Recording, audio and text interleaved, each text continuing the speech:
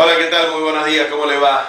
Bueno, el tema de hoy tiene que ver un poco con los acuerdos políticos que se están haciendo en Bransen, sobre todo en la Unión Cívica Radical, de la que muy poco se habla con relación al peronismo, claro está, porque en definitiva suelen hacer las cosas de una manera un poco más prácticas y ya tienen más o menos todo articulado como para que cada elección esté más o menos pensado qué es lo que van a hacer. Pero digo, el tema habría que encararlo de la siguiente manera. Es tanta la desconfianza que existe entre los propios políticos, es tanto ese descrédito que el político tiene y que lo ha ido forjando a través de actitudes que están reñidas con la credibilidad de la sociedad, que no solamente la sociedad no cree en ellos, sino que ellos mismos no creen en ellos. Esto es como decir, nos estamos tirando tierra permanentemente. ¿Y cómo van a creer los otros si nosotros sabemos que somos capaces de hacer lo que después la gente no quiere?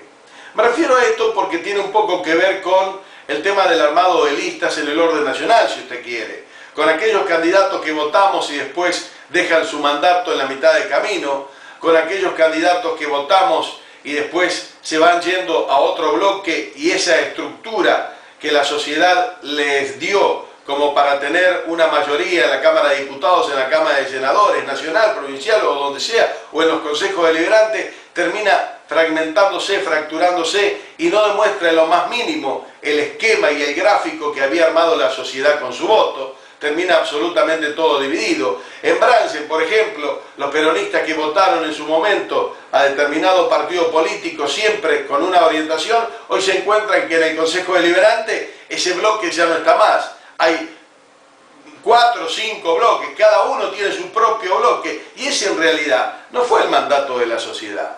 Ese fue un acuerdo o una posición tomada personal muy alejada de lo que la sociedad en realidad quiere, que cada uno de los concejales, estoy hablando de Bransen, va tomando como para mantener su espacio político. Y lo mismo pasa en la Cámara de Diputados y lo mismo pasa en la Cámara de Senadores. ¿Qué está pasando en la Unión Cívica Radical en este momento? La Unión Cívica Radical, ya a través de una asamblea, designó sus candidatos. Raúl Paz en primer lugar, Araceli Sibori en segundo lugar, Hugo Carricaburu en tercer lugar. Ahora bien, en el orden nacional y en el orden provincial hay un acuerdo de la coalición cívica con la Unión Cívica Radical y se está presentando esta coalición en cada uno de los distritos. Pero claro, ¿qué pasa en Bransen?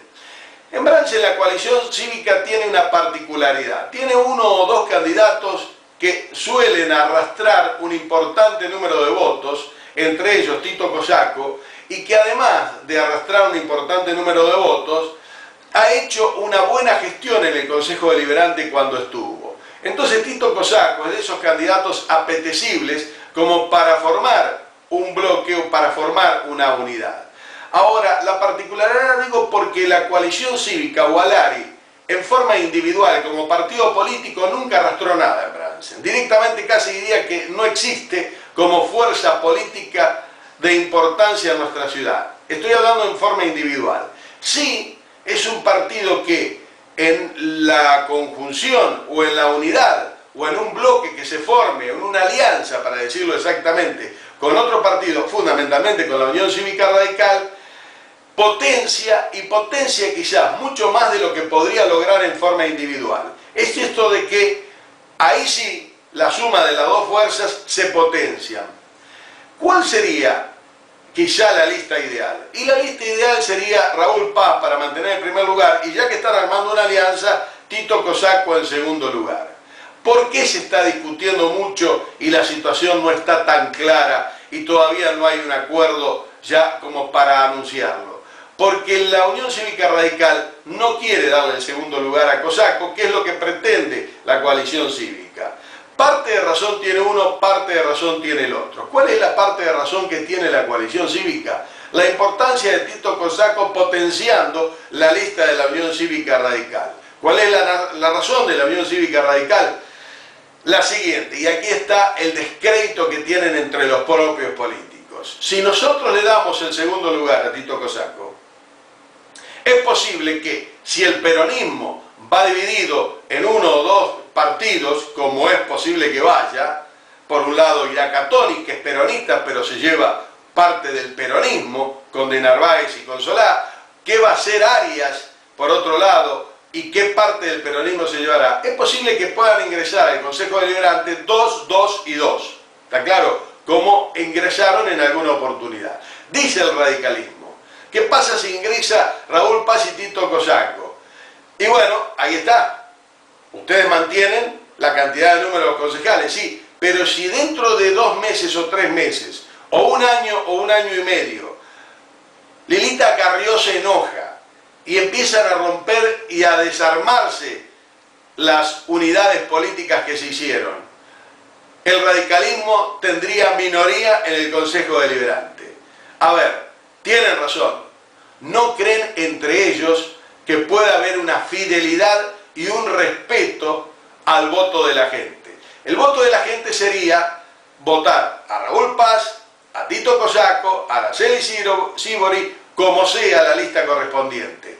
¿Cree el radicalismo que pueda haber una fidelidad tan grande por parte de la coalición cívica como para mantenerse indestructible hasta el fin del mandato? No, no lo cree. Y como no lo cree, entonces está la duda. Y como está la duda, no se llega a una unidad que sería muy beneficioso para ellos.